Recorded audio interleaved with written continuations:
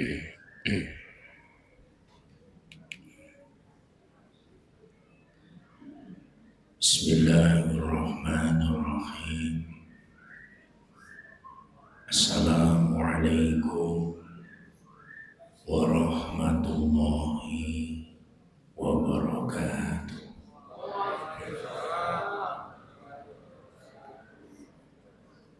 Alhamdulillahi wa kafa. Wassalatu wassalamu ala nabiyil mustafa wa ala alihi wa ahli sidqi wal wafa. Amma ba'd. Segenap pengurus takmir masjid beserta seluruh jamaah yang berbahagia. Hakikat bersyukur itu sebenarnya tidak mengenal fluktuasi, tidak mengenal naik turun, tidak mengenal situasi dan kondisi. Saat senang bersyukur, saat susah juga bersyukur, saat sukses bersyukur, saat gagal juga bersyukur, saat sehat bersyukur, saat sakit pun juga bersyukur. Hakikatnya seperti itu. Tetapi jika saat senang mampu bersyukur dan saat susah tidak mampu bersyukur, maka bersabarlah. Oleh karena itu, jadilah orang yang selalu bersyukur apapun keadaannya. Lebih-lebih di bulan ini kita diberi kehormatan. Siapa yang memberi kehormatan? Sang pencipta kita, Allah Subhanahu wa Ta'ala. Apa bentuk kehormatannya? Diberi izin untuk melaksanakan satu ibadah, yang ibadah itu punya jabatan, punya kedudukan, yaitu puasa di bulan Ramadan. Tidak semua amal itu punya jabatan. Banyak yang nonjok meskipun fadilahnya besar. Berbeda dengan puasa salah satunya. Ini ibadah yang hukumnya wajib.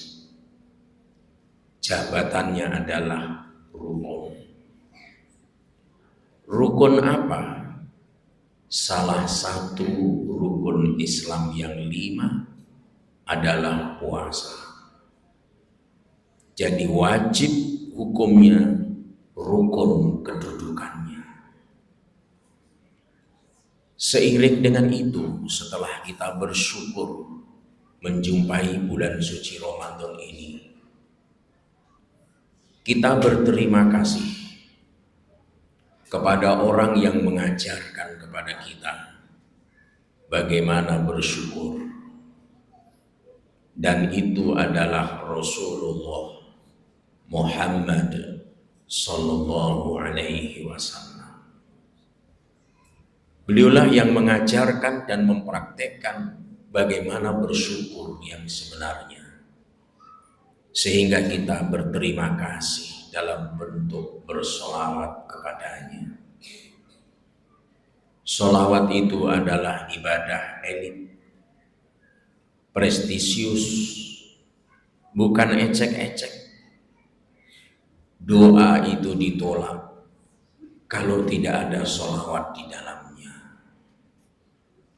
Khutbah betapapun indah dan menariknya, ketika di dalam khutbah itu tidak ada sholawat, maka di mazhab Syafi'iyah itu wajib mengqadha dengan sholat duhur karena khotibnya meninggalkan bersolawat.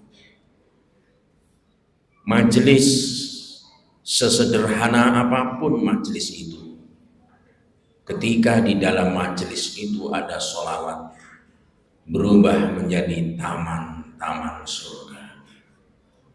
Dan masih banyak lagi keutamaan dan fadilah daripada sholawat. Pada kesempatan ini kita ingin mengangkat tema puasa dalam perspektif tasawuf. Betapa banyak orang berpuasa tapi dirinya tidak puasa. Betapa banyak orang sholat, dirinya belum dianggap sholat. Betapa banyak orang berhaji, hakikatnya dia belum berhaji. Sama dengan puasa, banyak orang berpuasa tapi dirinya belum dianggap puasa. Mengapa demikian? Mari kita lihat. Diri kita, hakikat yang sebenarnya dari diri kita itu bukanlah tubuh, bukanlah jasad, bukanlah fisik, bukanlah badan. Badan itu sesuatu yang berbeda dari kita. Itu bukan diri kita. Siapa yang memahamkan seperti itu? Tentu kita tidak berani mengambil kesimpulan seperti ini kalau tidak ada hujah yang kuat tentang itu.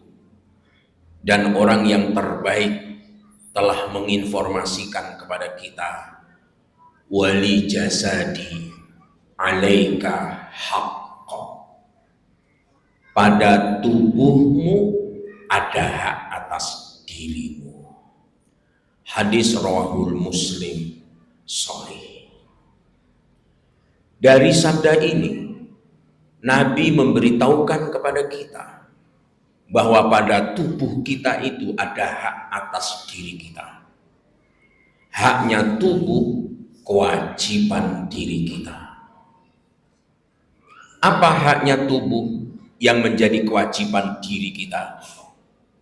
Tentu kalau dia lapar, kita beri makan. Kalau dia haus, kita beri minum. Kalau dia terluka, kita obati. Itu haknya tubuh. Diri kita itu dari dulu tidak pernah butuh makanan. Yang dimaksud makanan yang terhidang saat buka itu. Itu diri kita nggak butuh. Yang butuh itu adalah tubuh, fisik atau badan kita. Dari dulu, sekarang, sampai kita meninggalkan dunia, tidak butuh makan makanan seperti nasi, kue-kue, minuman-minuman kopi, susu. Kita nggak butuh itu. Yang butuh itu adalah tubuh. Sehingga kalau ada orang berpuasa, puasanya cuma tidak makan, tidak minum, tidak hubungan suami istri, tunggu waktu maghrib selesai. Mohon maaf, dalam sudut pandang tasawuf itu hanya puasa tubuh dan dirinya belum dianggap puasa. Jadi inilah yang dimaksud banyak orang berpuasa tapi dirinya belum berpuasa, karena diri kita itu bukan tubuh.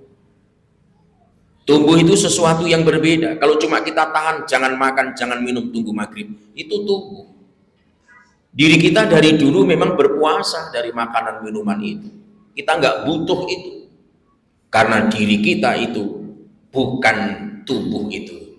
Tubuh itu dibangun oleh Allah dari bumi, yaitu dari sini. Mana sini itu yang dimaksud? Bumi. Lebih spesifik lagi, tanah. Jadi tubuh kita itu secara hakikat adalah kumpulan tanah. Tubuh kita itu secara hakikat adalah seonggok tanah yang diberi bentuk. Karena yang memberi bentuk Allah, betapa fi ahsani taqwim. Makanya Quran mengatakan, walaqad khalaqnal insana min salsalin min hama'im masnun. Dan kami menciptakan manusia dari tanah liat kering yang diambil dari lumpur yang hitam yang diberi bentuk. Siapa yang memberi bentuk? Allah. Dari mana tubuh itu dibuat? Dari lumpur hitam, tanah liat kering, lumpur hitam.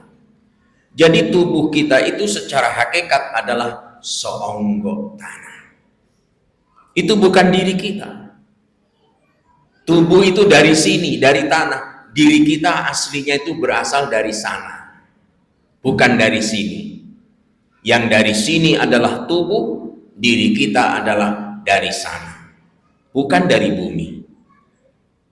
Sehingga ketika seseorang itu meninggalkan dunia, itu kosakata yang digunakan oleh banyak suku, meskipun sebutannya berbeda, tapi memiliki substansi makna yang sama. Kami orang Jawa, kalau meninggal dunia, apalagi bangsawan, kosakata yang kami pakai adalah mangkat. Mangkat itu artinya apa? Mangkat itu artinya pergi. Kemana? Ke sana. Kenapa harus ke sana? Karena di sini bukan asal kita. Orang Makassar, mati itu sebutan kosakata yang digunakan adalah amuteran. Amuteran itu artinya apa? Amuteran itu artinya apa? Bukan mati. Secara etimologi amuteran itu artinya kembali. Kembali kemana? Ke asalnya. Asalnya dari mana? Dari sana. Yang dari sini tubuhnya. Jadi tubuh itu secara hakikat sesuatu yang terpisah. Kalau orang Bugis, mati itu kosakata yang digunakan adalah lisu. Cocok ya? Mana orang Bugis? Lisu itu artinya apa? Lisu itu artinya motre. Motre itu artinya lisu. Ya sudah, dibalik-balik, yang penting paham. Kenapa mati itu dikatakan lisu? Pulang, kembali, karena kita bukan dari sini, kita dari sana. Jadi kalau orang berpuasa tidak makan, tidak minum, tidak hubungan suami istri, hanya berpuasa untuk di sini, tapi di sana dia belum dianggap puasa. Ini harus kita pahami bersama supaya Ramadan ini grade puasa kita naikkan. Imam Al-Ghazali membuat hierarki dalam puasa itu. Yang pertama adalah saumul am, puasanya orang umum. Saumul khos, puasanya orang khusus. Yang ketiga saumul khususil bil khusus, puasanya orang yang di atas khusus. Ada ulama memahamkan puasa yang pertama adalah puasanya orang-orang umum. Yang kedua puasanya orang-orang soleh. Yang ketiga puasanya arifin, orang-orang yang arif. Dalam dunia tasawuf, yang pertama disebut puasa syariat. Syariatnya tidak makan, tidak minum, tunggu azan maghrib. Syariat. Hakikatnya apakah sudah puasa? Belum tentu. Sehingga orang-orang tasawuf, naikkanlah puasa Anda ke grade puasa hakikat. Jika memungkinkan dan mampu, berpuasalah secara ma'rifah. Sekarang mari kita lihat puasanya orang awam, puasa syariat, yaitu tidak makan, tidak minum, dan hal-hal yang membatalkannya, tidak hubungan suami istri sampai maghrib. Puasanya orang awam ini, setiap hari yang dirindu-rindukan adalah azan maghrib. Di bulan Ramadan ini tidak ada azan yang paling ditunggu kecuali azan maghrib. Bahkan ketika mendengar azan asar, karena mendung tidak kelihatan matahari, begitu bangun penuh semangat, dikiranya maghrib, ternyata asar. Tidak segera sholat asar, tidur lagi. Jadi azan maghrib ini puasa level yang pertama. Jadi ternyata puasa itu juga ada level-levelnya. Jangankan puasa, beli ayam geprek saja ada levelnya. Saya pernah pulang ceramah malam singgah di Sari Laut. Mas, beli ayamnya dibungkus 2. Level berapa Pak? Dia langsung tanya begitu. Memangnya ada berapa level? Ada 5 level. Maksudnya level 5 lomboknya 25. Kalau level 4 20. Level 3 15. Level 2 10. Level 1 5. Itu 5 bagi saya masih terlalu banyak. Akhirnya saya pesan yang level setengah saja. Karena saya itu lambungnya kurang kuat kalau makanan pedis. Karena terbiasa manis, Pak. Ayam geprek aja ada level-levelnya. Ternyata takwa juga ada level-levelnya. Ternyata puasa juga ada level-levelnya. Tentu level 1 tidak makan, tidak minum, tidak hubungan suami istri, nunggu maghrib selesai. Level 2 lebih berat lagi. Tidak makan, tidak minum, tidak hubungan suami istri, ditambah bebannya. Ini sudah masuk puasa hakikat, puasa jiwa. Yang mana itu? Panca inderanya diajak berpuasa. Panca indera itu yang mana? Selama ini kita menyebut mata, tapi kalau belajar tasawuf bukan mata, karena kalau mata konotasinya ini penglihatan, pendengaran, penciuman, pengecap atau lidah kita, kulit, peraba, tangan dan kaki kita. Maka ketika kita puasa, kita ajak 5 panca indera ini berpuasa. Betapa banyak orang berpuasa secara syariat, tapi matanya liar, penciumannya kemana-mana diciumi, kulit tangan dan kakinya main tendang, main pukul, main sentuh, padahal dia tahu itu sesuatu yang diharamkan oleh Allah. Dia puasa secara syariat, belum secara hakikat. Ini level 2, yaitu puasanya orang-orang soleh. Level yang ketiga, ini lebih berat lagi. Kalau yang pertama tadi good, yang kedua very good, yang ketiga ini excellent, yang terbaik, Pak. Yang mana itu? Tidak makan, tidak minum, tidak hubungan suami istri. Panca indera diajak puasa, ditambahi bebannya, kolbunya diajak puasa. Kolbu di sini juga termasuk pikiran. Karena kolbu itu kalau dibagi-bagi, contohnya mimbar ini kolbu. Maka awal kolbu itu adalah basyiroh, yaitu akal. Sudah itu domir, etika moral. Sudah itu fuad, hakim yang memutuskan menyuruh daripada akal itu. Setelah itu asror, sir. Lalu yang kelima adalah latifah. Hati pun bertingkat-tingkat. Karena tubuh itu harus ditaktis oleh jiwa. Jiwa harus ditaktis oleh akal. Akal harus ditaktis oleh kolbu. Kolbu harus diperintah, ditaktis oleh ruh. Dan ruh itu adalah satu item dalam tubuh kita yang sangat rindu, senang dengan Allah Subhanahu wa Ta'ala. Makanya dulu ketika kita belum pakai tubuh, belum pakai fisik, belum pakai badan. Masih ingat kapan kita nggak pakai tubuh? Ketika kita berada di alamul arwah. Arwah itu jamak dari ruh. Kalau satu ruh, kalau banyak arwah, maka dia disebut alamul arwah. Kita nggak butuh tubuh waktu itu, belum pakai tubuh, belum pakai casing. Saat itu kita nggak butuh makanan minuman, sebagaimana hari ini betapa makanan minuman telah menggoda puasa kita. Itulah diri kita.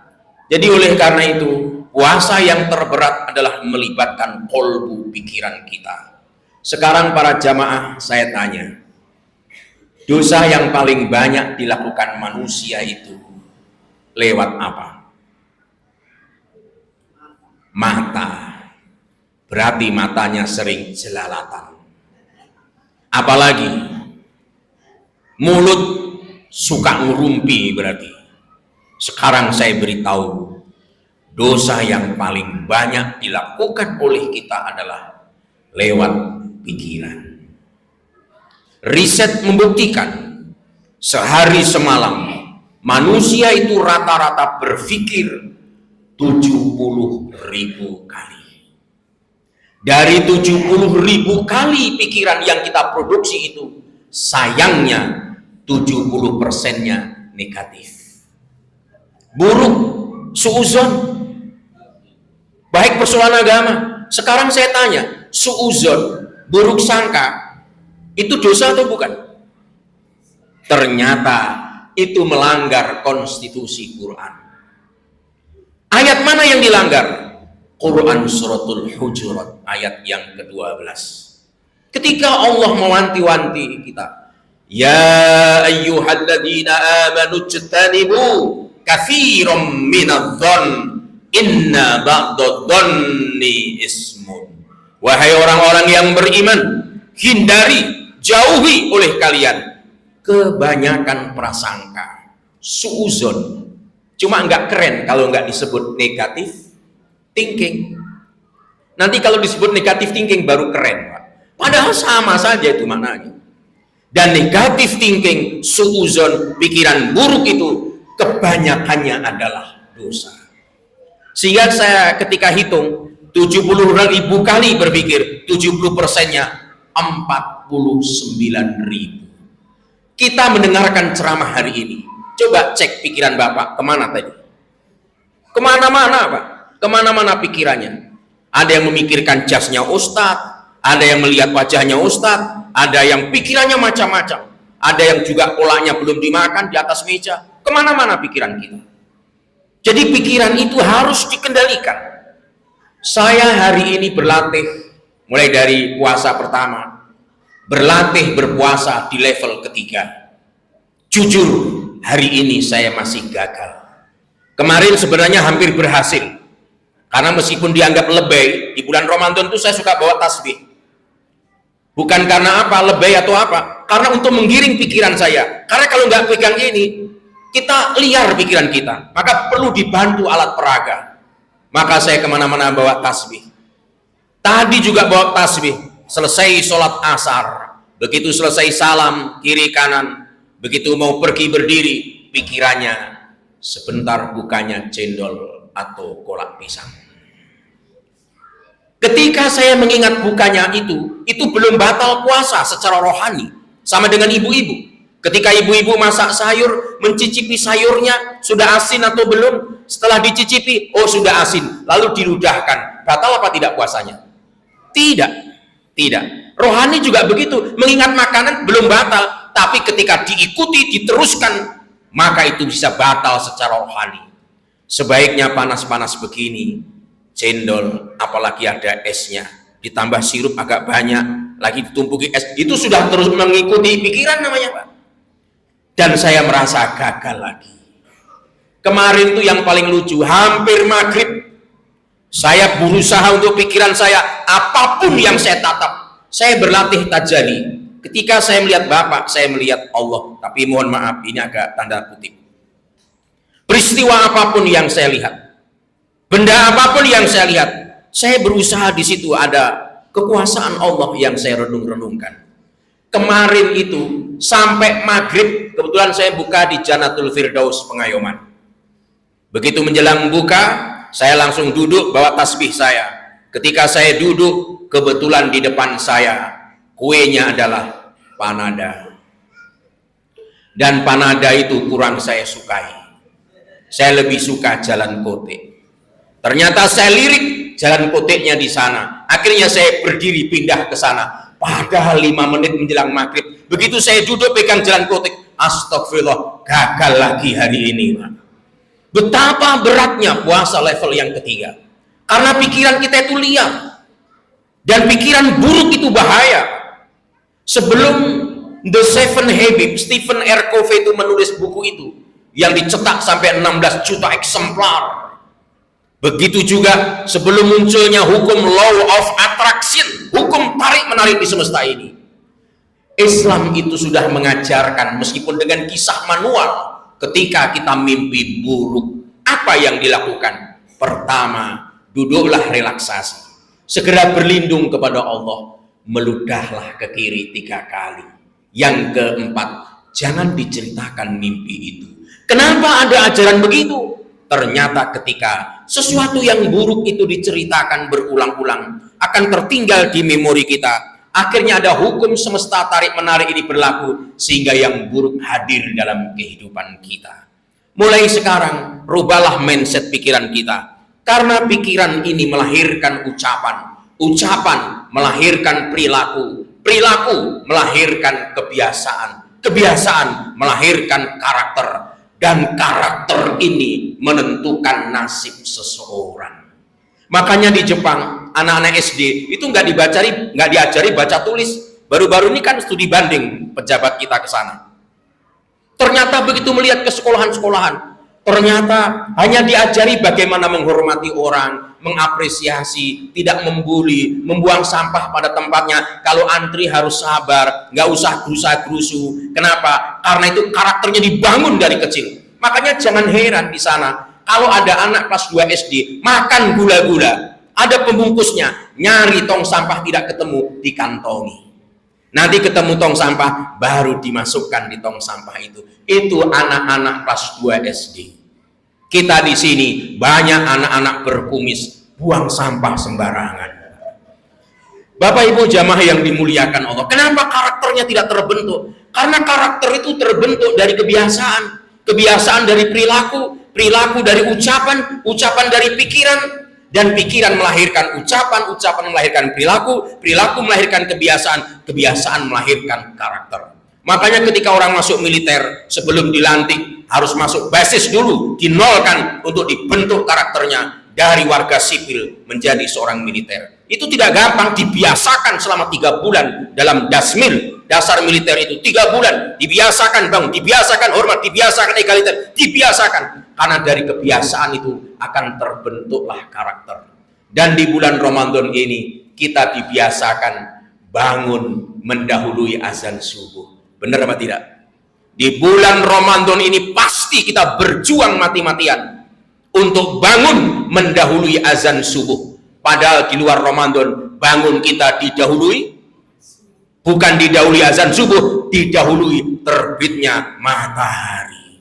Maka pudar lagi kebiasaan itu. Oleh karena itu mari kita naikkan grade puasa kita. Bukan sekedar puasa syariat, tapi puasa hakikat. Dan kalau bisa makrifah, kita berpuasa karena ruh kita dulu, diri kita di hadapan Allah berpuasa sebelum bertemu dengan tubuh. Ketika kita bertemu dengan tubuh, problem itu semakin kompleks sehingga akhirnya tidak sedikit orang ditaktis oleh tubuhnya. Yang terakhir, Nabi kalau melayani tubuh tidak overload. Nabi kalau berkhidmat kepada tubuh, memberikan haknya tidak berlebih-lebihan. Nabi itu hanya mau makan ketika lapar dan berhenti sebelum kenyang. Begitu apa tidak? Itulah Nabi. Tapi umatnya tidak begitu. Lapar, makan, kenyang, lanjutkan. Itu umatnya. Nabi itu membagi rongga perutnya menjadi 3. Sepertiga untuk makanan, sepertiga untuk minuman, sepertiga untuk kemudahan bernapas. Inilah Nabi. Cara melayani tubuhnya. Maka Nabi sehat sampai akhir hayatnya. Tapi sayang umatnya rongga perutnya seluruhnya diisi makanan, minumannya di sela-selanya, napasnya setengah mati. Makan dengar azan, berat pergi ke masjid.